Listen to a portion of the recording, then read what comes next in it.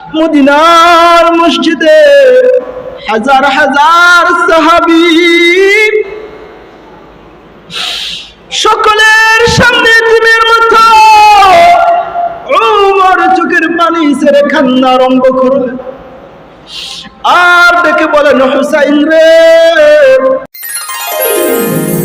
ইয়া যাল জালালি ওয়াল ইকরাম ইয়া আল্লাহু ইয়া সালাম ইয়া যাল জালালি ওয়াল ইকরাম ইয়া আল্লাহু ইয়া সালাম ইয়া জালিলু ইয়া বুরহান ইয়া জালিলু ইয়া বুরহান ইয়া হান্নানু ইয়া মান্নান ইয়া হান্নানু ইয়া মান্নান আল্লাহু আল্লাহ আল্লাহু আল্লাহ আল্লাহু আল্লাহ আল্লাহু আল্লাহ আল্লাহু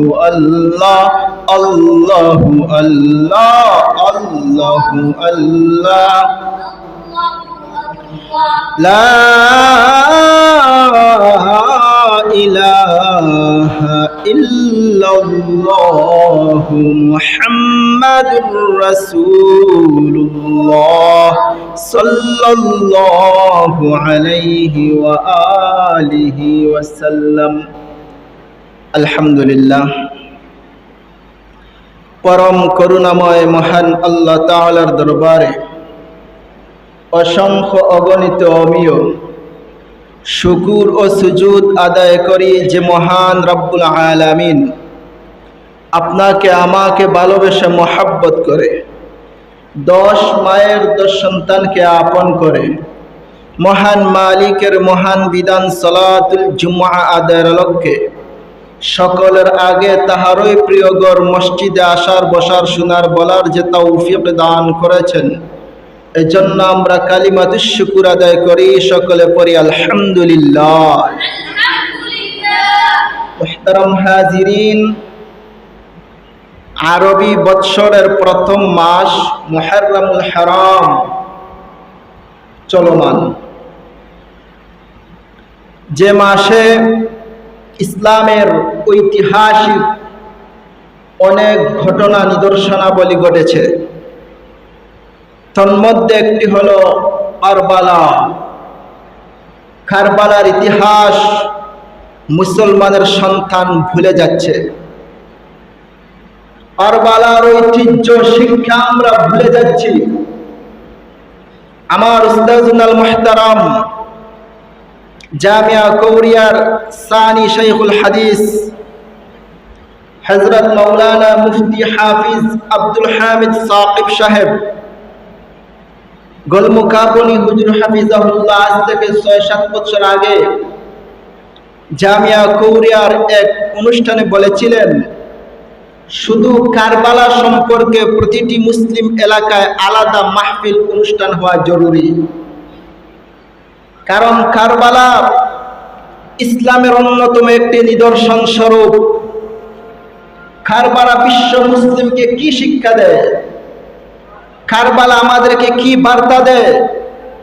কারবালা কেন সংগঠিত হয়েছিল? কার মাধ্যমে হয়েছিল? এগুলো আপনারও জানা জরুরি, আমাদেরও জানা জরুরি, আমাদের সন্তানগুলোর জন্য জানা জরুরি। বর্তমান সময়ে আধুনিক এই জগতে আমাদের সমাজ থেকে ইসলামী ঐতিহাসিক দিনগুলো আমরা ভুলে যাচ্ছি। এজন্য একের পর এক আমরা নির্যাতিত হচ্ছি, মাজলুম হচ্ছি। আমাদের উপর শুধু জুলুম আর নির্যাতন করা হচ্ছে। আমরা আমাদের অতীতকে স্মরণ না করার কারণে আমরা এগুলো প্রতিহত করতে পারতেছি না। এগুলো মুসলিম জাতির জন্য অত্যন্ত লজ্জার বিষয়। আরে মুসলমান, আমরা পিছনে সারির লোক নয়।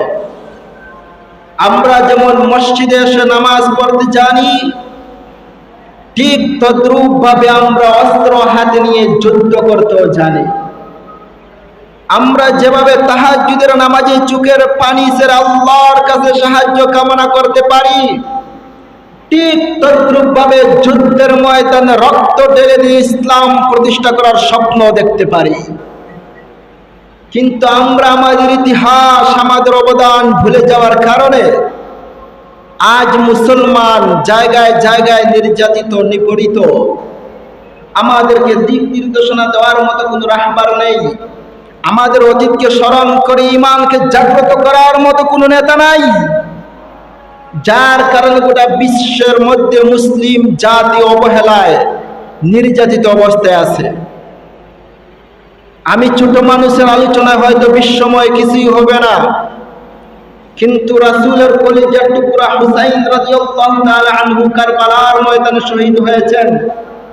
আমি আমার জাতিকে জানিয়ে দিতে চাই, কারবালার ময়দানে যে যুদ্ধ সংগঠিত হয়েছিল এটা রাজনৈতিক যুদ্ধ নয়, এটা ছিল হক এবং বাতিলের পরিচয়ের যুদ্ধ। মুহররম মাস যেভাবে আল্লাহ তাআলা আমাদেরকে অনেক নিয়ামত রাজি দান করেছেন, পয়গম্বর মূসা আলাইহিস সালাতু ওয়াস সালামকে ফিরাউনের কবল থেকে মুক্ত করেছেন, আব্বাজান আদম এবং হাওয়া আলাইহিস সালাতু ওয়াস সালামকে দুনিয়ার জমিনে অবতরণ করেছিলেন। এছাড়াও আরো অনেক নিদর্শনাবলী রয়েছে। আমাদের যুগেও উল্লেখযোগ্য একটি নিদর্শন হলো কারবালা, যে কারবালার ময়দানে কলিজার টুকরা হুসাইন রাদিয়াল্লাহু তাআলা আনহুর শাহাদাতের মাধ্যমে মুসলিম জাতি হকের পরিচয় পেয়েছে, দ্বীন ইসলামের সঠিক পথ খুঁজে পেয়েছে। আমরা যাতে দিন থেকে বিচ্যুত হয়ে যাই, দিন থেকে সরে যাই, যার কারণে আমাদের সমাজে, আমাদের দেশের মধ্যে কারবালার ইতিহাস সম্পর্কে কোনো বই রচনা নেই, ক্লাসে কোনো ইতিহাসের কারবালার ইতিহাস নেই, উলামায়ে দেওবন্দের কোনো অবদানের ইতিহাস নেই। ঠিক তদ্রূপভাবে আমরা মুসলিম জাতিও ধীরে ধীরে আমাদের ঐতিহ্য থেকে, আমাদের ইতিহাস থেকে আমরা শুধু পিছনে যাচ্ছি। তো আজকের এই দিনে আমি আমার জাতিকে জানিয়ে দিতে চাই, ইসলাম এত সহজে আমাদের কাছে আসে নাই। আমাদের নিকট ইসলাম পৌঁছার পিছনে উলামায়ে দেওবন্দ, উলামায়ে হাক্কানি, সাহাবায়ে রাসূলের অনেক অবদান রয়েছে। তন্মধ্যে রক্তে রঞ্জিত ইসলাম আমাদের নিকট এসে পৌঁছেছে। বাতিল যখন ফিরাউনের উদ্ধারণ করে এসেছে, হক তখন মূসা আলাইহিস সালাতু ওয়াস সালামের উদ্ধারণ করে এসেছে। বাতিল যখন নমরুদের উদ্ধারণ করে এসেছে, হক তখন পয়গম্বর ইব্রাহিম আলাইহিস সালাতু ওয়াস সালামের উদ্ধারণ করে এসেছে। বাতিল যখন আবু লাহাব, উতবা, শাইবা, আবু জাহেলের উদ্ধারণ করে এসেছে, হক তখন মুহাম্মদ রাসূলুল্লাহ সাল্লাল্লাহু আলাইহি ওয়াসাল্লামের উদ্ধারণ করে এসেছে। বাতিল যখন মুসাইলামাতুল কাজ্জাবের উদ্ধারণ করে এসেছে, হক তখন আবু বকর সিদ্দিক রাদিয়াল্লাহু তাআলা আনহুর উদ্ধারণ করে এসেছে। বাতিল যখন ইয়াজিদের উদ্ধারণ করে এসেছে, হক বিশ্ব নবীর কলিজার টুকরা হুসাইন রাদিয়াল্লাহু তাআলা আনহুর মাধ্যমে এসেছে। বাতিল যখন গোবিন্দের উদ্ধারণ করে এসেছে, হক শাহজালাল মুজাররিয়া মনি আলাইহি রাহমার উদ্ধারণ করে এসেছে। বাতিল যখন ইংরেজদের উদ্ধারণ করে এসেছে, হক শাহ আব্দুল আজিজ মুহাদ্দিস দেহলভির উদ্ধারণ করে এসেছে। বাতিল যখন নাস্তিক মুরতাদের উদ্ধারণ করে এসেছে, শিক্ষানুরাগীর উদ্ধারণ করে এসেছে, হক তখন শাইখুল ইসলাম শাহ আহমদ শফি রাহিমাহুল্লাহর উদ্ধারণ করে এসেছে। বাতিল এখনো বিভিন্ন এজিদ মার্কালুকের উদ্ধারণ করে আছে। হকের আওয়াজ নিয়ে ময়দানে আছেন ওলামায়ে রব্বানি, ওলামায়ে দেওবন্দি। আরে মুসলমান, যুগের পর যুগ বাতিল এসেছে, বাতিলের বিপরীত আমার আল্লাহ হকের পক্ষেও আওয়াজ দেওয়ার মতো লোক তৈরি করে দিয়েছেন। বর্তমান সময়ে আমরা রাহবার হারা, দিশাহারা হয়ে আছি।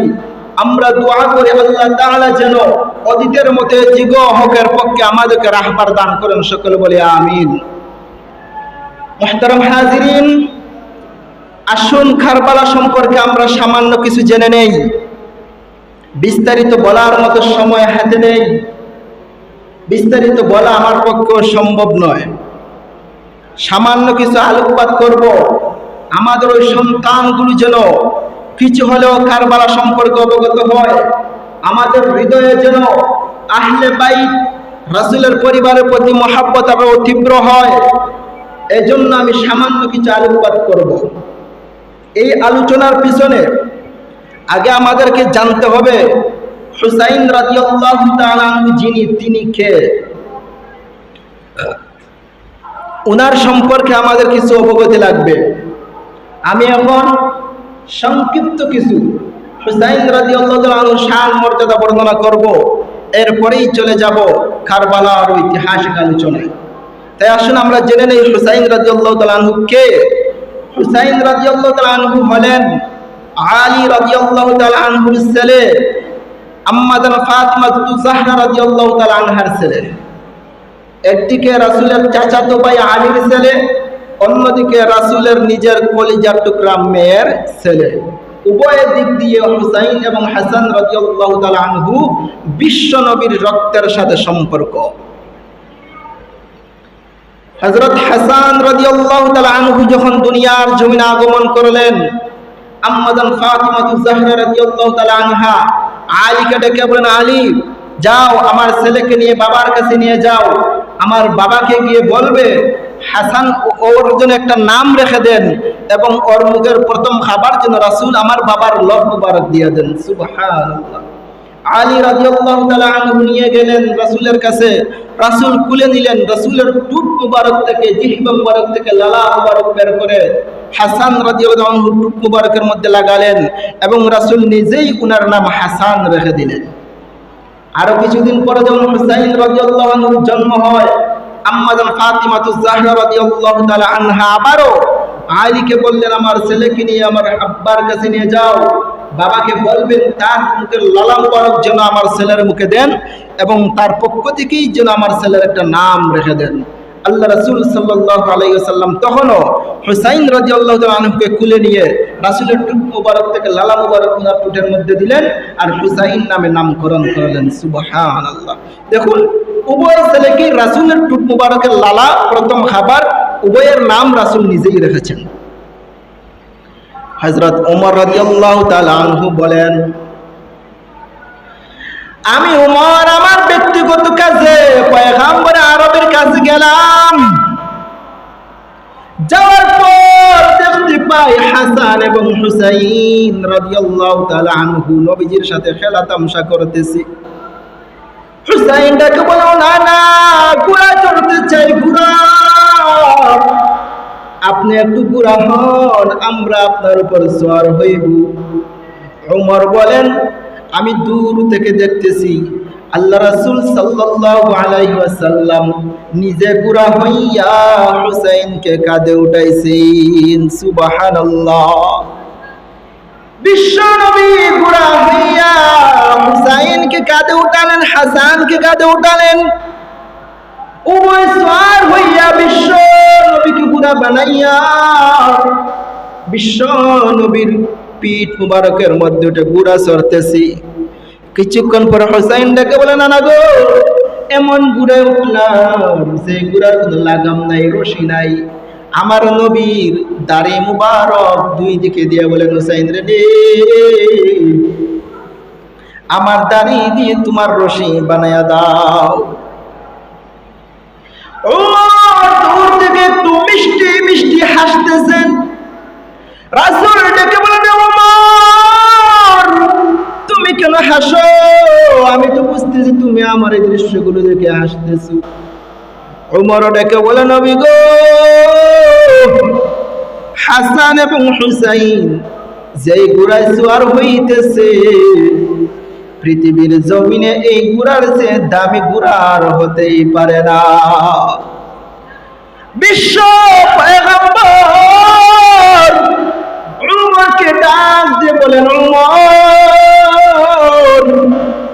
তুমি ঘোড়াটাকে দামি দেখেছো? ঘোড়ার উপর যারা সওয়ার হইছে তাদের দাম কি বুঝো না? উমর, ঘোড়া যতই দামি হোক না কেন, ঘোড়ার উপর যারা উঠে তাদের দামও তো অনেক বেশি থাকে। ওমর ডেকে বলে, নবী গো, গোটা দুনিয়ার জমিনে, আসমানের নিচে জমিনের উপরে এত দামি ঘোড়ায় ওই দুই ব্যক্তি ছাড়া আর কারো ওঠার ক্ষমতা না। আল্লাহ রাসূল সাল্লাল্লাহু আলাইহি ওয়াসাল্লাম বলেন, ওমর রে, আমার এই দুই ভাইকে আমি মনে প্রাণে ভালোবাসি। ওমর রাদিয়াল্লাহু তাআলা আনহু বলেন, ওই দিন বিশ্ব নবী রাহমাতুল লিল আলামিনের দৃশ্য দেখিয়া হাসান এবং হুসাইনের প্রতি আমার যে ভালোবাসার হৃদয়ে জন্মেছিল, আজীবন মরণ পর্যন্ত সেই ভালোবাসা ছিল। সুবহানাল্লাহ, কত দামি হাসান এবং হুসাইন, যেখানে রাসূল সাল্লাল্লাহু আলাইহি ওয়াসাল্লাম নিজে বুড়া হইয়া হাসান এবং হুসাইনকে রাসূল সাল্লাল্লাহু আলাইহি ওয়াসাল্লাম পিঠের মধ্যে চড়াচ্ছেন। সুবহান, কি চমৎকার দৃশ্য! আরে মুসলমান, শুধু তা নয়, হুসাইন রাদিয়াল্লাহু তাআলা আনহু বলেন, নবী গো, আপনি বলুন তো দেখি আপনার বাবার নাম কি? বিশ্ব নবী বলেন, আমার বাবার নাম আব্দুল্লাহ। হুসাইন বলেন, নবী গো, বলে আমার বাবার নাম কি? আমার নবী বলেন, তোমার বাবা তো হলেন বিশ্ব নবীর চাচাতো ভাই, বিশ্ব নবীর জামাতা আলী। হুসাইন বলে, নবী গো, আবার বলো আপনার আম্মার নাম কি? বিশ্ব নবী বলেন, হুসাইন, আমার আম্মার নাম তো আমিনা। হুসাইন বলেন, নবী গো, একটু বলেন তো দেখি আমার আম্মার নাম কি? বিশ্ব নবী বলেন, ফাতিমাতুজ জাহরা, যিনি বিশ্ব নবীর কলিজার টুকরা নয়নমণি। হুসাইন রাদিয়াল্লাহু তাআলা আনহু এই প্রশ্ন করার সুযোগ কোথায় পেয়েছিলেন? বিশ্ব নবী সাহাবায়ে কেরামকে নিয়ে এইভাবে মজলিস কায়েম করে দ্বীনি আলোচনা করতেছিলেন। এমন সময় কোথাও থেকে হুসাইন দৌড়ে এসে নবীজির কোলের মধ্যে উঠে যায় আর ডেকে বলেন, না না গো, কতক্ষণ ধরে আপনাকে খুঁজতেছি, আপনি কোথায়? আপনাকে না দেখলে পুরান জুড়ায় না গো নানা। ও নানা, আপনাকে না দেখলে কলিজা ঠান্ডা হয় না, আপনাকে না দেখলে ক্ষুধা নিবারণ হয় না গো নানা। আপনি সাহাবায়ে কেরামকে বয়ান করতেছেন আর আপনাকে খুঁজতেছি, পাইতেছি না। সাহাবায়ে কেরাম বিরক্ত বোধ করতেছেন, বিশ্ব নবী আমাদেরকে ওয়াজ করতেছেন, হুসাইন এসে ডিস্টার্ব দিয়ে দিল। ওমর ডেকে বলে, ও হুসাইন, এখন চলে যাও, পরে আসি, এখন আমার রাসূল আমাদেরকে ওয়াজ করবে, ওয়াজ। হুসাইন ডেকে বলে, ওমর রে, নবী কি ওয়াজ করবে? আমার ওয়াজ শুনো, আমি যেখানে আছি আমার ওয়াজ শুনো, নবীর ওয়াজ শোনার দরকার নাই। ওমর ডেকে আলীর দিকে তাকিয়ে বলে, যদি আমার ছেলে হইতো একটা থাপ্পড় দিয়া দাঁতটা ফালিয়া দিতাম। আলী রাদিয়াল্লাহু তাআলা আনহু দ্রুত বেগে উঠে হুসাইন রাদিয়াল্লাহু তাআলা আনহুকে থাপ্পড় দিয়ে দিলেন। হুসাইন কান্না সুরে বিশ্ব নবীকে আবার জড়িয়ে ধরলেন আর ডেকে বলেন, নানা গো, আপনার সামনে আমার বাবা মাকে থাপ্পড় দিয়ে দেখেন দাঁত দিয়ে রক্ত বের করে দিয়েছে। ও নানা, আপনার সাহাবীরা আপনার ওয়াজ শুনবে। ও নানা, তাদেরকে বলে দাও আপনি নানার চেয়েও আমি হুসাইন অনেক অনেক বড়। তখন রাসূল বলেন, হুসাইন রে, কেমনে তুমি বড়? আমি তো সৃষ্টি না হলে আসমান জমিন সৃষ্টি হইতো না, আমি যদি সৃষ্টি না হইতাম কুল কায়নাতের কিছুই হইতো না, আমার থেকে তুমি বড় হইলা কেমনে? ওই সময় হুসাইন বলেন, না না গো, বাবার তুলনায় আমি বড়, মায়ের তুলনায় আমি বড়। এবার বলো গো নানা, আপনার নানা কে? ও গো নানা, দুনিয়ার জমিনে আপনার বাবা আব্দুল্লাহ জান্নাত পাবে কি পাবে না কেউ বলতে পারে না। আপনার মা আমিনা জান্নাত পাবে কি পাবে না কেউ গ্যারান্টি দিতে পারবে না। আমার বাবা আলী বিশ্ব নবী বলেছেন জান্নাতি, আমার মা ফাতেমা, বিশ্ব নবী বলেছেন জান্নাতি মহিলাদের সর্দারনি। নবী গো, এবার একটু বলেন, বাবার তুলনায় মায়ের তুলনায় কে বড়? যদি মা বাবার তুলনায় আমি বড় হই, নবী গো, আপনার নানা কি আর আমার নানা কি? আপনার নানার জন্য কারো কিছু যায় আসে না। আর আমার নানা না হইলে উমরের মতো ব্যক্তি আজ আপনার সামনে বসার সুযোগ পাইতা না। সুবহানাল্লাহ। উমর রাদিয়াল্লাহু তাআলা আনহু বিশ্ব পয়গম্বরের নাতি হুসাইন রাদিয়াল্লাহু আনহুর কণ্ঠে এমন হিসাব দেখিয়া দ্রুত বেগে এসে হুসাইনকে কুলে নেয় আর ডেকে ডেকে বলে, হুসাইন রে, তুমি এত কষ্ট করে এত হিসাব রাখছো, আমরা সাহাবীরা কোনদিন এমন হিসাব করি নাই রে। আমি যে তোমার সাথে অন্যায় করেছি, ক্ষমা চাই, আমাকে ক্ষমা করে দাও। সুবহানাল্লাহ। এই উমরের কাছে হুসাইন রাদিয়াল্লাহু তাআলা আনহুর কত দাম জানেন? বিশ্বের মধ্যে দ্বিতীয়, গোটা পৃথিবীর অর্ধ জাহানের প্রধানমন্ত্রী উমর, ইসলামের দ্বিতীয় খলিফা উমর রাদিয়াল্লাহু তাআলা আনহু যখন প্রধানমন্ত্রী, অর্ধ জাহানের প্রধানমন্ত্রী, ওই সময় উনার এক ছেলে আব্দুল্লাহ রাদিয়াল্লাহু তাআলা আনহুর সাথে হুসাইন রাদিয়াল্লাহু আনহুর সাথে একটু ঝগড়া হয়ে যায়। হয় না? সমবয়সী হলে অনেক সময় তো ঝগড়াই হয়। আমি যদি এখন মুরব্বীর সাথে ঝগড়া করি, এটা মানানসই হয় না। যে কয়েসা আমাকে দুষবে, মুরব্বীর সাথে তুমি কেমনে ঝগড়া করো? আর আমি যদি আমার ওই ভাইয়ের সাথে ঝগড়া করি, যে কেউ বলবে বয়স হয়েছে, এমনটা হতেই পারে। বিশ্বনবীর কলিজার টুকরা হুসাইন রাদিয়াল্লাহু তাআলা আনহুর সাথে আব্দুল্লাহ রাদিয়াল্লাহু তাআলা আনহুর সাথে একটু ঝগড়া হয়, কথা কাটাকাটি হয়। এক পর্যায়ে আব্দুল্লাহ রাদিয়াল্লাহু তাআলা আনহুকে হুসাইন বলেন, এই গোলামের বাচ্চা গোলাম। গালি দেয় না? রাগ উঠলে মানুষ গালি দেয় না? হুসাইন রাদিয়াল্লাহু তাআলা আনহু উমরের ছেলে আব্দুল্লাহকে বললেন, গোলামের বাচ্চা গোলাম। একথা শুনে আব্দুল্লাহ গরম হয়ে গেল। কি রে, আমার বাবা অর্ধ জাহানের প্রধানমন্ত্রী, যার ইশারায় অর্ধ পৃথিবী পরিচালিত হয়, প্রেসিডেন্টের ছেলে আমি, আমাকে বললো গোলামের বাচ্চা গোলাম। মেনে নেওয়ার মতো না। আমাদের বাংলাদেশের প্রধানমন্ত্রী কাউকে যদি বলি, অত বেঁচে থাকার কথা আসে না। মন্ত্রী তো দূরের কথা, সাধারণ এমপির কাউকে গালি দিয়ে কেউ টিকতে পারে না। যাই হোক, বলতেছিলাম সেটা হলো এই, আব্দুল্লাহ রাদিয়াল্লাহু তাআলা আনহু ওমরের কাছে গিয়ে মামলা দিলেন, আমিরুল মুমিনিন, আমার বাবা অর্ধ পৃথিবীর প্রধানমন্ত্রী, আমার বাবা অর্ধ জাহানের প্রেসিডেন্ট, গোটা পৃথিবীর অর্ধ পৃথিবী আমার বাবার আঙ্গুলের ইশারায় পরিচালিত হয়। আমি একজন প্রধানমন্ত্রীর ছেলে, প্রেসিডেন্টের ছেলে। বাজার বিশ্ব নবীর কলিজার টুকরা হুসাইন, আলীর ছেলে হুসাইন আমাকে গোলামের বাচ্চা গোলাম বলে গালি দিয়েছে। আমি এর উপযুক্ত বিচার চাই। উমর রাদিয়াল্লাহু তাআলা আনহু বলেন, ওরে আব্দুল্লাহ, তুমি যেহেতু মামলা করেছো, বিচার দিয়েছো, ন্যায়সম্মত বিচার পাইবা আগামী জুমআয় মসজিদে। হুসাইন রাদিয়াল্লাহু আনহুর বিচার সাধারণভাবে হবে না, গোটা মদিনার সবার সামনে হবে। আমার বাচ্চাকে কেন তিনি গোলামের বাচ্চা গোলাম বললেন? বিচার হতেই হবে। আমার বন্ধুগণ, মদিনার মসজিদে জুমআর দিন শত শত হাজার হাজার সাহাবায়ে কেরাম খুতবা প্রদানের জন্য ওমর মিম্বরের মধ্যে দাঁড়ালেন।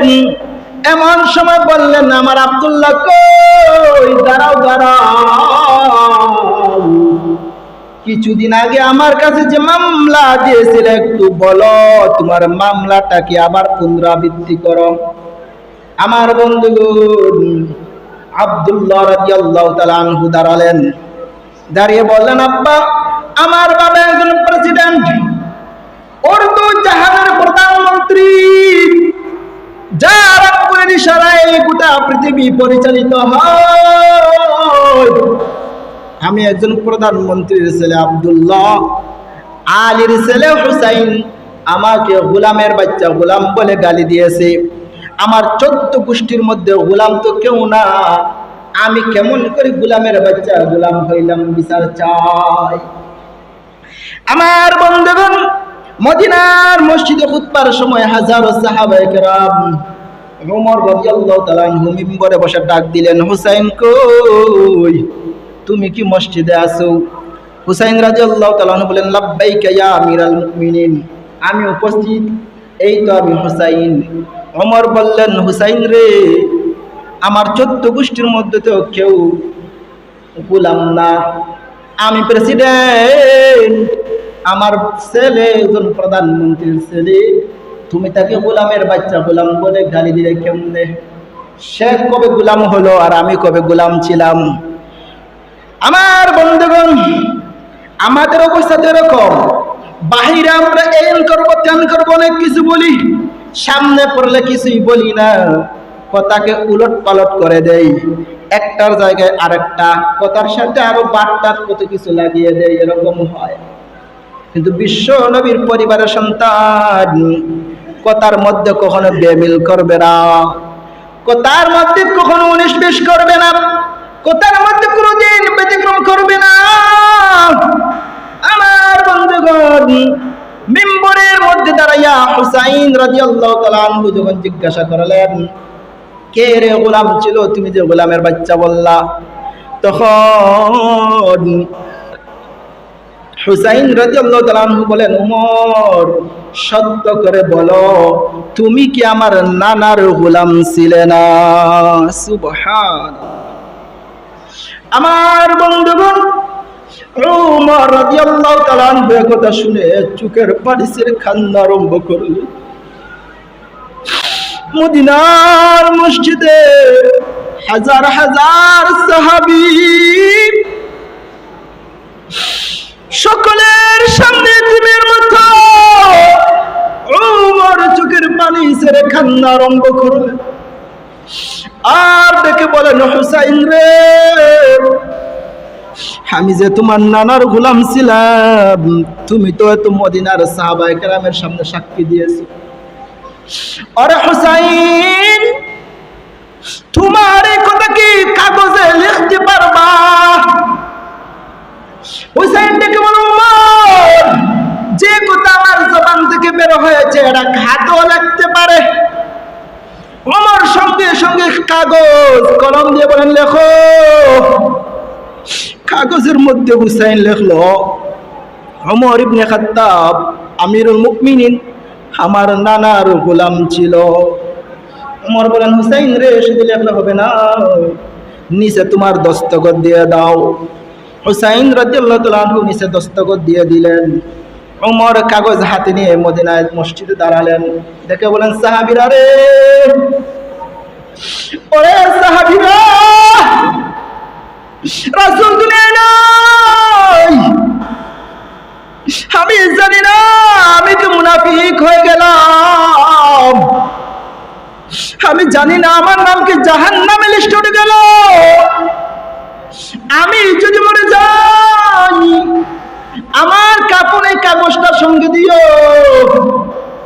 হাসরের ময়দানে যদি আমি জাহান্নামে যেতে হয়, আমাকে যদি আল্লাহ জাহান্নামে দিয়ে দেয়, তখন ওই কাগজটা আল্লাহর সামনে দেখাবার বলবো, ও মালিক, হুসাইন বলেছে আমি নাকি আপনার হাবিবের গোলাম ছিলাম। মালিক তো, হাবিব থাকবে জান্নাতে, মালিক থাকবে জান্নাতে, গোলাম থাকবে জাহান্নামে, সেবা কে করবে? ও আল্লাহ, সাধারণ কেউ আমাকে তোমার হাবিবের গোলাম বলে নাই। হুসাইন হাজার হাজার সাহাবায়ে কেরামের সামনে তার নানার গোলাম বলেছি। ওরে সাহাবীরা, আমার কোনো আমল নাই, আল্লাহ তাআলার কাছে পেশ করার মতো কিছু নাই, হুসাইনের লিখিত ওই কাগজটাকে আমার কবরে দিও। হুসাইনের লিখিত এই কাগজের উসিলায় আল্লাহ তাআলার কাছে জাহান্নাম থেকে মুক্ত নিয়ে জান্নাতে যাওয়ার চেষ্টা করব।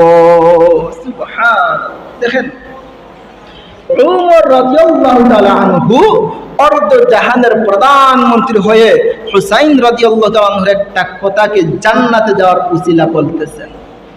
এবার একটু চিন্তা করেন হুসাইনের কত দাম, হুসাইন রাদিয়াল্লাহু আনহুর কত দাম একটু চিন্তা করো মুসলমান। ওই হুসাইন কারবালার ময়দানে রক্তাক্ত হয়েছেন, টুকরা টুকরা হয়েছে। কেন হয়েছেন জানেন? কত হয়েছে? সময় একেবারে চলে এসেছে, সংক্ষিপ্ত করে বলবো। মুআবিয়া রাদিয়াল্লাহু তাআলা আনহু তার ছেলে ইয়াজিদকে ক্ষমতা দিয়ে দিলেন। অসংখ্য সাহাবীরা তার ক্ষমতা মেনে নেন না। শুনেন, ইয়াজিদের বায়াত সাহাবায়ে কেরাম নেন নাই। হুসাইন রাদিয়াল্লাহু তাআলা আনহুর বড় ভাই হাসানকে এর আগে 20 বার করাইয়া মারা হয়েছে। হাসান রাদিয়াল্লাহু তাআলা আনহুকে হত্যার পিছনে ইয়াজিদের সাহায্য রয়েছে। হাসান রাদিয়াল্লাহু তাআলা আনহুকে হত্যার পিছনে ইয়াজিদের সাহায্য রয়েছে। হুসাইন রাদিয়াল্লাহু তাআলা আনহু হত্যার পিছনে ইয়াজিদের সাহায্য ছিল না। কথাটা দুই রকম। হাসান এবং হুসাইন দুই ভাই, বড় ভাইয়ের নাম হাসান, ছোট ভাই হুসাইন। হাসানকে হত্যা করার পিছনে 20 পান করে হত্যা করা হয়েছে, এর পিছনে ইয়াজিদের সাহায্য রয়েছে, হেল্প রয়েছে। পক্ষান্তরে হুসাইনকে হত্যা করার পিছনে ইয়াজিদের কোনো বিকল্প সাহায্য ছিল না। এবার আসুন, হুসাইন রাদিয়াল্লাহু তাআলা আনহু কারবালার ময়দানে গেলেন কেন? যাওয়ার কারণ হলো মক্কা মদিনার সব সাহাবায়ে কেরাম হুসাইন রাদিয়াল্লাহু তাআলা আনহুর বায়াত মেনে নিচ্ছেন। পক্ষান্তরে ইয়াজিদের ক্ষমতাধীন যে সমস্ত এলাকা, দেশ ছিল, প্রদেশ ছিল, তারা মেনে নেয় নাই, ওরা ইয়াজিদের কাছে বায়াত নিছে। তখনকার সময়ে কুফা থেকে বারংবার চিঠি আসতেছিল। বর্তমানে যেভাবে আমেরিকা সুপার পাওয়ার, তৎকালীন সময়ে গোটা বিশ্বের মধ্যে কুফা সুপার পাওয়ার ছিল। কুফা থেকে বারংবার চিঠি আসতেছে, হুসাইন তুমি আমাদের কুফায় চলে আসো, তুমি যদি কুফায় আসো আমরা তোমার কাছে বায়াত নিয়ে নিব, আমরা তোমাকে প্রধানমন্ত্রী মেনে নিব। তো আমরা যদি তোমাকে প্রধানমন্ত্রী হিসেবে মেনে নেই, তার অন্যান্য রাষ্ট্রগুলো তোমাকে মেনে নিতে বাধ্য হবে।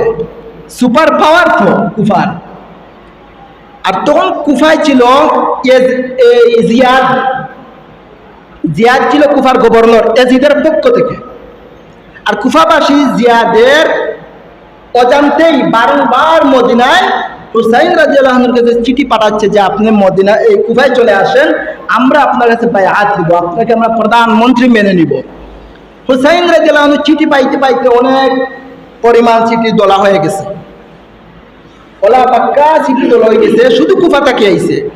তাই চিন্তা করে দেখলা যেহেতু কুফার মানুষ আমার এত রিকোয়েস্ট করে, তার যাই কি কুফাত যাই কি, যাওয়ার পরে তারা যে প্রধানমন্ত্রী হিসেবে মান্য নেয়, তো কুফাত গেলে কি পরবর্তীতে এগুলো বায়াত নিমুনে। তাহলে কুফাত তান স্বেচ্ছায় গেছেন না, তাহলে বারবার চিঠি দেওয়ার দাওয়াত দেওয়া নেওয়া বুঝবার যাবে বল। কুফার উদ্দেশ্যে তো হুসাইন রাদিয়াল্লাহু আনহু গেছেন, যাওয়ার পিছনে ওনার ব্যক্তিগত কোনো মন মস্তিষ্ক ছিল না, ওনাকে দাওয়াত দেওয়া কুফাবাসীর দিকে নেওয়া হচ্ছে, ওরা বারবার চিঠি দেন। তখন হুসাইন রাদিয়াল্লাহু তাআলা আনহু ওনার পরিবার পরিজন বখতমুরজান জেবা যারা আছেন, বিশাল এক জামায়াত নিয়ে কুফাবাসীর উদ্দেশ্যে রওনা হয়েছেন। ওনার উদ্দেশ্য ছিল কুফা যাবেন, কখনো কারবালা ময়দানে যুদ্ধ করবেন, এই উদ্দেশ্য ছিল না। যুদ্ধের কোনো অস্ত্র সাথে ছিল না, যুদ্ধের প্রস্তুতিও ছিল না, যুদ্ধের ইচ্ছাও ছিল না। এমনিতেই শুধু এই দেশ থেকে, মনে করেন বাংলাদেশ থেকে ভারত যাইতেছেন, এরকম যে মদিনা থেকে তিনি কুফা যাইতেছেন, শুধু যাতায়াত উদ্দেশ্য, যাওয়া উদ্দেশ্য, অন্য কোনো কিছু উদ্দেশ্য না, যুদ্ধ উদ্দেশ্য না।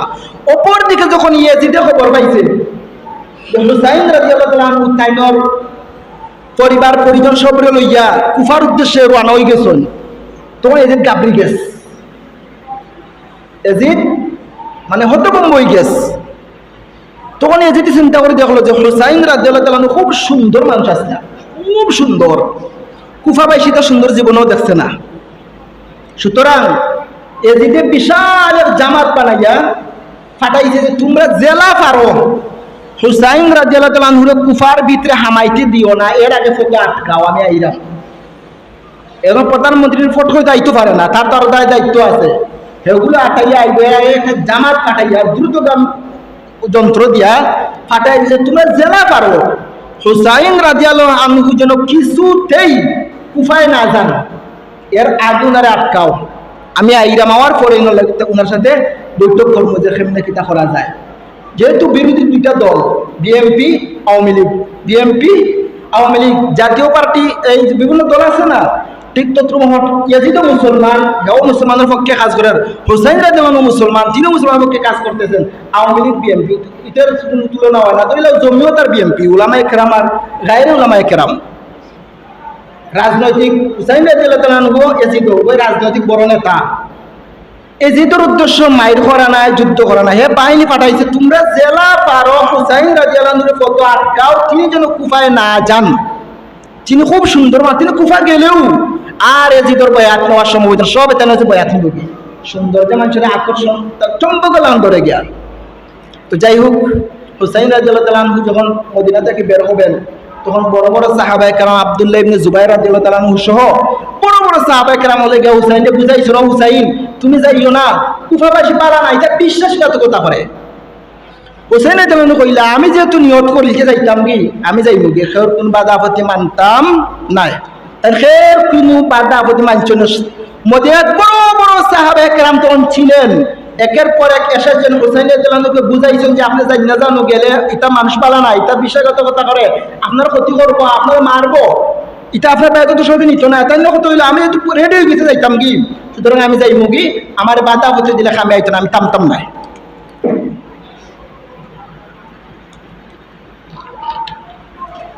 ও হুসাইন রাদিয়াল্লাহু তাআলা আনহু সপরিবারে আর কিছু বক্তব্য লইয়া সবার বাধা আপত্তিরে ডিঙ্গিয়া খের কথা না মান্য না কুফার উদ্দেশ্যে বার হয়ে গেছেন।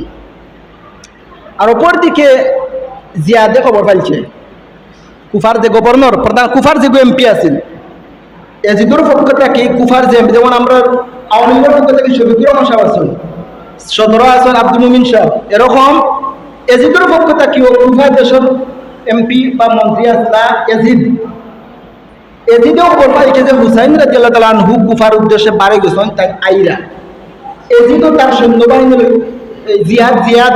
জিয়াদও তার সৈন্যবাহিনী লইয়া কুফা থেকে পারো হুসাইন রাদিয়াল্লাহু আনহুর ফটো ব্যারিকেড দিত, আটকাইত। আর এজিদে যে বাহিনী পাঠাইছে, বাহিনী প্রধান বানায় পাঠাইছে সীমার রে, সীমার মুসলমান সীমারে পাঠাইছে। তারা দিওবাটেও বাই দিয়ে আইসন, এক বাই দিয়ে যান হুসাইন রাদিয়াল্লাহু আনহু মদিনা থেকে আইসন, আওয়ার পথে দীর্ঘ কয়েকদিন বাদে কারবালার প্রান্ত আইয়া সব জমায়েত হয়ে গেছে। আমার নবী যখন দুনিয়ার জমিনে ছিলেন, জিব্রাইল বিশ্ব নবীর কাছে এসে বলেন, নবী গো, আপনার কলিজার টুকরা হাসান হুসাইনকে নিয়ে আপনি কত আনন্দে আছেন, ছোট ছোট ছোট ছোট হাসান এবং হুসাইন। জিব্রাইল ডেকে বলল, নবী গো, আপনার হাসান এবং হুসাইন শাহাদাত বরণ করবে, তাদেরকে সাহায্য করার মতো কেউ থাকবে না। বিশ্ব নবী এতিমের মতো চোখের পানি ফেলে বলেন, ওরে জিব্রাইল, কেন রে আমার হাসান হুসাইন শাহাদাত বরণ করবে? তখন জিব্রিল বলেন, নবী গো, আপনার জামাতা আলীর ইন্তেকালের পরে হাসানকে বিষ পান করাইয়া মারা হইবে, আর হুসাইনকে রক্তে রঙিন করিয়া কারবালার প্রান্তে হত্যা করা হবে। আমার রাসূল দুনিয়ায় থাকতেও জিবরিল আমিন উভয়টা বলে দিয়েছেন যে ওরা দুইজন কে কোথায় মরবে বলে দিয়েছেন, এবং কেন মরবে সেটাও বলে দিয়েছেন। আমার বন্ধুগণ, কারবালার ময়দানে এজিদের পক্ষ থেকে সীমার বাহিনী উপস্থিত, জিয়াদ কুফার পক্ষ থেকে চলে আসলো। কারবালার ময়দানে মুখামুখি হয়ে গেলেন। ঈশার নামাজের সময় হয়ে গেল। ঈশার নামাজের সময় যখন হলো, সীমার তখন বলল হুসাইন রাদিয়াল্লাহু তখন বলল, নবা সীমার জিয়াদ, তারা দুই দলের দুই চেয়ারম্যান, তোমরা আলাদা জামাতে নামাজ পড়ো, আর আমি আমার বাহিনীর লইয়া এশার নামাজ আমার আরব জামাতে পড়ব। তখন সীমারে বলছে, জি না, আপনি বিশ্ব নবীর কলিজার টুকরা হুসাইন, আপনার ইমামতিতে জামাত হইব, সব এক ইমাম সাহেবের পিছনে জামাত করবা। শরীয়তে ইসলামিয়া মাসআলা হলো ইমাম সাহেব যিনি হবেন এলাকার সব ক্ষেত্রের নেতৃত্ব তিনি দিবেন। কিন্তু আমাদের এলাকার রসুম সম্পূর্ণ উল্টা। এজিদ বাহিনীও হুসাইন রাদিয়াল্লাহু আনহুকে ইমাম মানে, কিন্তু প্রধানমন্ত্রী মানে না। বর্তমান সময়ে যারা উলামায়ে কেরামকে ভোট দেয় না, উলামায়ে কেরামকে নেতা মানতে চায় না, আমি তাদেরকে বলবো তোমরা তাদেরকে ইমাম উলামায়ে কেরামকে মসজিদের ইমাম মানো, রাজনীতির ময়দান নেতা মানো না। তোমরা এজিদের বাহিনীর দল। এজিদ বাহিনীরা হুসাইন রাদিয়াল্লাহু ইমাম মেনেছে, ময়দানে গিয়ে আর নেতা মানে নাই। এর জন্য ওরা পথভ্রষ্ট গুমরাহ হয়েছে। বর্তমান সময় মুসলিম জাতি অবস্থার আরেকটা কারণ হলো উলামায়ে কেরামকে মসজিদের ইমাম মানে, কিন্তু রাজনৈতিক ক্ষেত্রে উলামায়ে কেরামকে ভোটও দেয় না, নেতাও মানে না। যার কারণে আমরা মুসলমান দিন দিনে শুধুই আমাদের সম্মান নিচে যাচ্ছে। বেজার হবেন না, আমি আমভাবে সবাইকে বলতেছি, কাউকে টার্গেট করে বলি নাই। আওয়ামী লীগ বিএনপির সাথে আমার কোনো সম্পর্ক নেই। যাই হোক, যেটা বলতে চাচ্ছিলাম সেটা হলো এই, সীমার যখন বললে যে আপনার ইমামতিতে নামাজ হবে, ভিন্ন কোন জামাত হবে না, একটাই জামাত হবে। হুসাইন রাদিয়াল্লাহু আনহুর ইমামতিতে এশার নামাজ হয়েছে 9 মুহররম। 9 মুহররম দিনমারি রাত, 10 মুহররম রাত তো আগে, 10 মুহররম রাত্রে এশার নামাজ কারবালার মাঠে ইমাম সাহেব পিছনে ইয়াজিদ বাহিনী এবং হুসাইন রাদিয়াল্লাহু উভয়ে পড়ছেন। ফজরের সময় যখন হইল, প্রত্যেকের যার যে তাবু টাঙ্গে যার যে ঘুমাইছেন, তাহাজ্জুদের নামাজের সময় হুসাইন রাদিয়াল্লাহু আনহু ঘুম থেকে উঠলা, তাইনের বাহিনী ওরা ডাকছেন। ডাকার পরে তাইনের মজমা কায়েম করছেন। কায়েম করে কইলা, তোমরা কি আমি হুসাইনের পক্ষে জান প্রাণ দিতে তৈরি আছো? সবাই বলল জি। তাহলে শুনো, তোমাদের জন্য সুখবর আছে। কি সুখবর, কি সুসংবাদ? তখন হুসাইন রাদিয়াল্লাহু আনহু বলেন, আরে আমার সাথীরা, আজকের রাতে বিশ্ব নবী কলিজার টুকরা নানাকে আমি স্বপ্নে জেগে দেখেছি। পিপাসার্ত অবস্থায় আমার নানাকে বললাম, নানা গো, আমাকে একটু পানি দাও, পানি দাও। আমার নানার হাতে হাউজে কাউসারের পেয়ারা ছিল। আমার নানা বলেন, হুসাইন রে, আমি বিশ্ব নবী হাউজে কাউসারে তোমার জন্য পানি নিয়ে অপেক্ষা করতেছি। হুসাইন, আগামী কালকেই তুমি আমি নবীর সাথে সাক্ষাৎ করবা। সুবহান। আমার বন্ধুগণ, কি হৃদয় বিদারক বক্তব্য ছিল!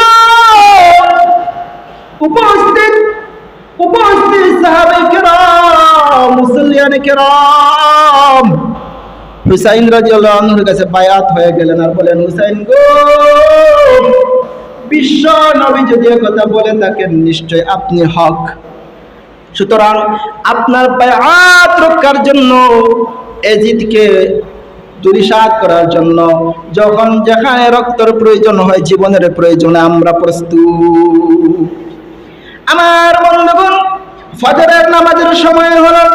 সীমার বাহিনীকে বললেন, আলাদা নামাজ কায়েম করো। বললো, না না, একই নামাজে, একই জামাতে নামাজ হবে। নামাজ কায়েম হয়ে গেল। নামাজের পর সীমার বলল, হুসাইন, আমরা যুদ্ধ করব। হুসাইন বলেন, না না, আমি যুদ্ধের জন্য আসি নাই রে। আমাদের সাথে পানি নাই, পানি দেওয়ার পানি বন্ধ করে দিয়েছে। হুসাইনের কাছে পানি 72 জন সঙ্গী, পানির জন্য পিপাসার্ত, পানি নাই, পানি নাই। আমার বন্ধুগণ, সীমারকে হুসাইন বললেন, রে সীমার, ইয়াজিদের সাথে আমার সাক্ষাৎ লাগাইয়া দাও। ইয়াজিদকে আমার কাছে উপস্থিত না হয় আমাকে ইয়াজিদের কাছে নিয়ে যাও।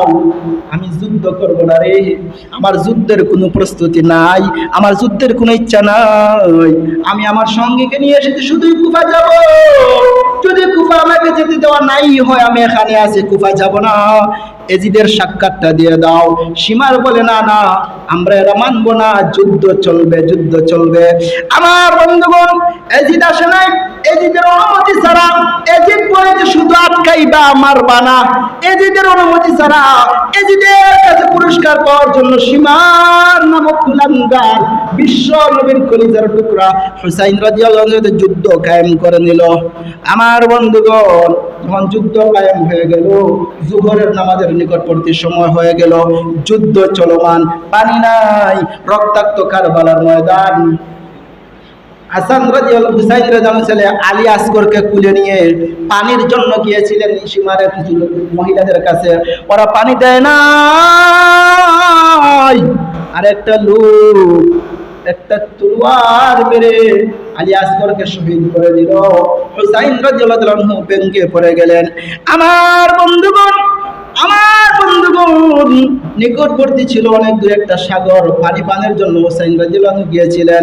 যেমনিতে একটু পানি পান করবেন, এমনই সময় সীমারের দলের একজন লোক উনাকে টার্গেট করে একটা গুলি মেরেছে। যে গুলিটা হুসাইন রাদিয়াল্লাহু আনহুর শ্বাস দিয়ে গিয়ে ঢুকেছে, নাউযুবিল্লাহ। ওই শ্বাস দিয়ে ঢোকার কারণে হুসাইন রাদিয়াল্লাহু তাআলা আনহু আর পানি পান করতে পারেন নাই। পানি না করে তিনি সেখানেই গড়াগড়ি আরম্ভ করলেন। আমার বন্ধুগণ, কিতাবের মধ্যে পাওয়া যায় প্রায় 36টা ভল্লুমের আঘাত, ছুরির আঘাত, গুলির আঘাত হুসাইন রাদিয়াল্লাহু আনহু দেহের মধ্যে পড়েছে। নাউযুবিল্লাহ। কত বিক্ষত টুকরা টুকরা করে দিয়েছে। ওই কুলাঙ্গার গুলো হুসাইন রাদিয়াল্লাহু আনহু দেহ থেকে মাথাকে আলো করে দিয়েছে। সীমার নামক কুলাঙ্গার ওর হাতের লাঠি নিয়ে হুসাইন রাদিয়াল্লাহু আনহুর জিহ্বার বাড়ি দেয়, জিহ্বার মধ্যে বাড়ি দেয়। তার সঙ্গে একজন বললেন, রে সীমার, আর হুসাইনের মাথা আঘাত করিস না। গোটা দেহ টুকরা টুকরা করে দিয়েছে, ওনার মাথাকে আলো করিয়া লাঠি দিয়ে বাইরাইতেছে। ওই তার লোকের একজন বলল, সীমার রে আর মারিস না, আমি নিজে দেখেছি হুসাইনের জিহ্বার মধ্যে, টুটের মধ্যে আমার রাসূল নিজে টুট এবং জিহ্বা লাগাইছে। সুবহানাল্লাহ। আমার বন্ধুগণ, অপরদিকে মদিনার জমিনে বিশ্বনবীর স্ত্রী আম্মা জান উম্মে সালামা রাদিয়াল্লাহু তাআলা আনহা ওই দিন রাতে স্বপ্ন দেখেন বিশ্বনবী রক্তে রঞ্জিত হইয়া মদিনায় এসেছেন। উম্মে সালামা বলেন, নবী গো, ওগো আমার প্রাণের স্বামী, ওগো আমার প্রাণের স্বামী ইয়া রাসূলুল্লাহ, রক্তে রঞ্জিত হইয়া আপনি কিসের জন্য বাড়িতে আগমন করলেন? কারণটা কি জানতে চাই। আম্মা জান উম্মে সালমাকে বিশ্বনবী ডেকে বলেন, উম্মে সালমা গো, মদিনায় জানাইয়া দাও আমার কলিজার টুকরা হুসাইন আর দুনিয়াতে নাই। আরে সালমা, কারবালার ময়দানে আমার কলিজার টুকরা হুসাইনকে টুকরা টুকরা করে দেওয়া হয়েছে। হুসাইনের গায়ে রক্ত মেখে আমি রাসূল মদিনায় এসেছি, মদিনায় এলান করে দাও আমার কলিজার টুকরা হুসাইন আর দুনিয়াতে নাই, আমার কলিজার টুকরা হুসাইন আর দুনিয়াতে নাই। আমার বন্ধুগণ, ইতিহাসের কিতাবের মধ্যে পাওয়া যায় পরবর্তীতে ইয়াজিদ ওই সীমারকে, ইয়াজিদকে তাদের ক্ষমতা থেকে পদচ্যুত করে দিয়েছে, শাস্তিও দিয়েছে। হুসাইন রাদিয়াল্লাহু আনহুর অন্যান্য সাথী কর্মী যারা ছিল, ওনার স্ত্রী, ওনার ছেলে, ওনার মেয়ে, আরো যারা ছিলেন, রাষ্ট্রীয় নিরাপত্তায় তাদেরকে মদিনায় পৌঁছে দেওয়া হয়েছে। এতটুকু পাওয়া যায়। এই কিতাবের বিভিন্ন কিতাবের মধ্যে একথাও পাওয়া যায়, এই সমস্ত অপরাধের কারণে ইয়াজিদকে ফাসিক বলা যাবে, কাফির বলা যাবে না। অনেকে তো আবেগের তুলনায় তাকে কাফির বলে দেয়। ইয়াজিদ ফাসিক, কাফির না। বর্তমান সময়েও ইসলামী মূল্যবোধ, ইসলামকে গুরুত্ব দিতে চাই, এরকম বিভিন্ন কথা বলে আওয়ামী লীগ বিএনপিরা ক্ষমতায় যায়, কিন্তু যাওয়ার পরে তারা কখনো আর ইসলামের খেদমত করে না। এর জন্য তাদেরকে তো কেউ কাফির ফতোয়া দিতে পারবে না। এখন পর্যন্ত কি আওয়ামী লীগের হাসিনাকে, খালেদাকে কেউ কাফির বলেছে? ফাসিক বলা যাবে, কাফির বলা যাবে না। ঠিক তদ্রুপভাবে ইয়াজিদকে এবং ইয়াজিদের বাহিনীদেরকে ফাসিক বলা যাবে, কাফির বলা যাবে না। আর ইয়াজিদ নেতা হিসাবে সে মোটামুটি যোগ্য ছিল। আর হুসাইন রাদিয়াল্লাহু আনহু কথা হলো, যোগ্যের চেয়ে যোগ্য ব্যক্তি যেখানে আছে, উনি থাকতে কোনো অযোগ্যকে ক্ষমতা দেওয়া যাবে না। আরে মুসলমান, হুসাইন রাদিয়াল্লাহু আনহুর প্রেরণা, হুসাইন রাদিয়াল্লাহু আনহুর যে ইচ্ছা তমন্না ছিল, সেগুলো আমাদের হৃদয়ে ধারণ করতে হবে। আহলে বাইতের প্রতি আমাদের মহাব্বতকে আরো গাঢ় করতে হবে। আল্লাহ তাআলা আমাদের সবাইকে হুসাইনের বাহিনীর অন্তর্ভুক্ত হিসেবে কবুল করেন। সকলে বলে আমিন।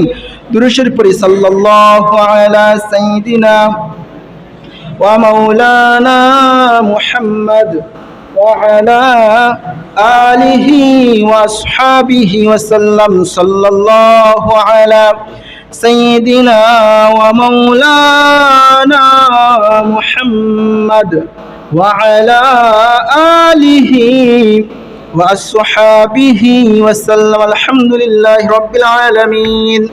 والعاقبة للمتقين والصلاة والسلام على أشرف الأنبياء والمرسلين وعلى آله وأصحابه أجمعين رب العالمين صلاة الجمعة के सामने रखिया কারবালা সম্পর্কে সংক্ষিপ্ত আলোচনা করি আলোচনা শুনিয়া বিকার দুটি হাত আপনার শাহী দরবারে তুলিলাম মেহেরবানি করে আমাদের আলোচনা শোনার কবুল মঞ্জুর করে নাও আল্লাহ কারবালার ময়দানে হুসাইন রাদিয়াল্লাহু আনহু পক্ষে যারা শাহাদাত বরণ করেছেন তাদের দরজাতকে আরো বুলন্দ করে দাও তাদের মতো ঈমান ও আমল দ্বারা আমাদেরকে কামিয়াব করে দাও রব্বুল আলামিন বাংলাদেশের প্রতি রহমতের নজর ফরমাও অশান্তি বাংলাদেশকে তোমার রহমতের চাদর দ্বারা আবৃত করে নাও স্কুল কলেজ ইউনিভার্সিটির ছাত্ররা যে দাবি নিয়ে আন্দোলন করতেছে আল্লাহ কামিয়াব করে দাও কত মায়ের বুক খালি হয়েছে আল্লাহ যারা ইন্তেকাল করেছে শাহাদাতি মর্যাদা দিয়ে দাও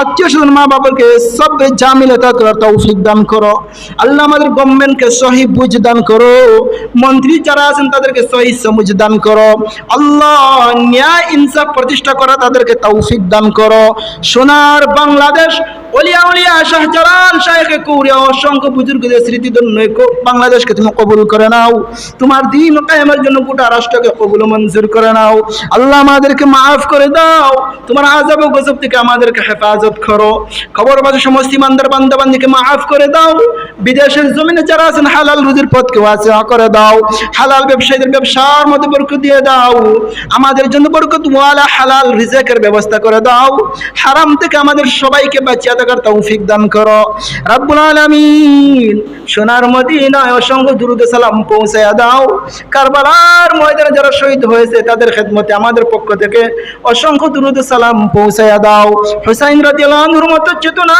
তামান্না আমাদের হৃদয়ে জাগ্রত করে দাও আমাদেরকে শাহাদাতি তামান্না নিয়ে বেঁচে থাকার তৌফিক দান করো হাসবুনাল্লাহু ওয়া নি'মাল ওয়াকিল নি'মাল মাওলা ওয়া নি'মান নাসির তাকাব্বাল মিন্না ইন্নাকা আনতাস সামিউল আলিম وتب علينا إنك أنت التواب الرحيم بفضل سبحان ربك رب العزة عما يصفون وسلام على المرسلين والحمد لله رب العالمين